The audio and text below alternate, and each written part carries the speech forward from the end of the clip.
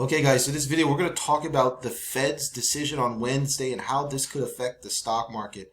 So, if you guys don't already know, the Fed is going to make a decision on interest rates on February 1st, and this is going to affect the stock market a lot. So I've been doing a little bit of research, been reading around CNBC, Wall Street Journal, checking out some videos on YouTube, trying to kind of process what is exactly going to happen. So obviously I don't have a crystal ball, but next week is going to be pretty crucial. Okay, a lot of big tech companies are reporting. Apple, Amazon, Google's. There's some other big companies. About over 100 companies in S&P 500 are going to be reporting. Facebook. So it's going to be a pretty huge week, and I really think the Fed decision is going to affect the markets a lot. So let's kind of get into the analysis. If you guys enjoyed this content, like I said, please smash that subscribe button and hit the like button as well. It really helps me out. So let's get right into it. So obviously I was kind of prepared for the upcoming earnings week. Okay, a lot of the EV stocks did really well ending January, and that's good. I think that momentum is going to continue. But what kind of caught my radar is I was a little bit worried. And okay, so I've been doing this thing called inverse Cramer. So basically just reading Jim Cramer's week ahead article, and then basically whatever he's recommending, just do the opposite. It isn't always accurate. I would estimate it's like a 70 to 80% accuracy. Sometimes Cramer is right, but more often than not, you'd be better off financially doing the exact opposite of what he suggests. So when he posted this article on CNBC, or whoever posted this about Cramer, I was kind of worried. So let's check it out. So here we go. It says, Cramer's week ahead, Fed decision on Wednesday could let the bulls party on. So once again, not good. Okay, so basically it says CNBC Jim Cramer said that Wall Street's recent gains could continue next week depending on the Fed Reserve's actions. And then he said a decision not to raise rates at all might show too much weakness. A quarter point with the statement that they'll remain vigilant will allow the bulls to party on. The central bank was set to conclude its first meeting of the year on Wednesday, which Wall Street largely expected to begin a quarter percentage point interest rate hike. So what does this mean? Okay, so to give you guys kind of perspective on what's going on, the interest rates are really important for the stock market, especially for tech stocks. So that's mostly what we're talking about on this channel, right? We're not talking about McDonald's or Walmart. You guys want to get a dividend, those are fine companies to hold, but Investor Trip, we're looking for hyper growth. So we're looking to grow our accounts as fast as possible without obviously taking on too much risk. And you're going to get most of that growth in tech stocks, especially compound annual growth rate, 30, 40, 50%. That's what we're shooting for. Obviously, the more the merrier, but if you're doing 30, 40, 50% a year on your account, you're going to do very well financially in the next couple of years, and especially during retirement. So if we can see what happened, the last Fed meeting, okay? So the last Fed meeting, okay, this was in the last Fed decision was December 15th, okay? And the Fed ended up raising the interest rate by 50 basis points, okay? And the market sold off. So Wall Street didn't like that, okay? They raised the interest rates. Market didn't like that. Stock sold off. So if we take a look here at the SPY is basically an ETF that's tracking the S&P 500. Those are basically the largest, most valuable companies in America.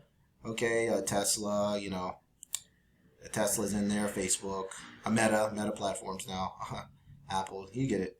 So basically, when that decision was made, okay, the SPY, right, was right around, if you guys can see that, SPY was right around 408, sold off. So that's what we saw, basically, that big sell-off that we saw in late December, just around Christmas time. The stocks got really cheap. So what will happen again? So Cramer says that if the Fed only does a 0.25 interest rate hike, the market will continue rallying. But usually you want to do the exact opposite of what Cramer says. So if Cramer says that they're going to do a 0.25 percentage rate hike, I'm guessing they're going to do a 50 basis point rate hike. Okay, so 0.5%. So that's bad. So if that happens, stocks, in my opinion, are going to sell off. So obviously, I don't think stocks are going to crash too much because it just looks like from a technical standpoint, the latest sell-off on the interest rate hike didn't last long. Okay, so the last hike didn't last too long. Stocks sold off, and then we're basically back right where we were back on December 15th. So if we take a look here at the RSI hasn't, it's right around, on the SPY, it's right around 56, okay? So the last two times the RSI hit around 56, there's a sell-off. So sell-off 3 times.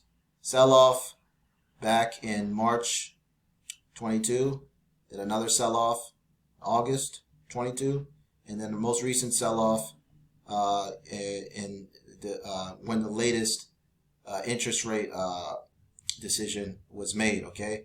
So a bunch of sell-offs. So what does this mean? Well, I don't have a crystal ball, but usually I'm going to inverse Cramer. So if Cramer says the markets could rally, so if Cramer says that the markets are going to rally, I'm pretty much going to guess they're not, okay? And stocks have been up pretty substantial in January. Tesla, Coinbase. I recommend you guys get into Coinbase at just around 30. That stock basically doubled.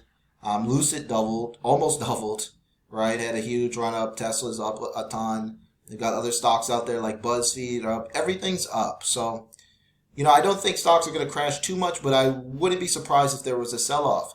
So what does this mean if you're investing in stocks? Well, I'm telling you what I'm personally going to do. Once again, this is not financial advice, but I do think the bull run will continue on Monday or Tuesday. Now, a lot of people are going to be anticipating a 25 basis point interest rate hike.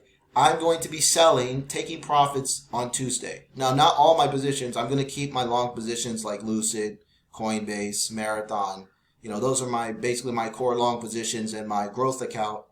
I'm not selling any of my long positions, but I'm going to be taking profits on some of my options, okay? So any option contract that I have expiring at the end of next week on February 3rd, I'm going to be selling it on Tuesday simply because, I don't really want to hold it into the decision. I don't need to, okay? If the Fed, raises the interest rate, 25 basis point, the market will probably do well, but based on Cramer's previous history, he's been completely wrong, okay? He was trashing Bitcoin when Bitcoin was 16,000. He said, sell all your crypto.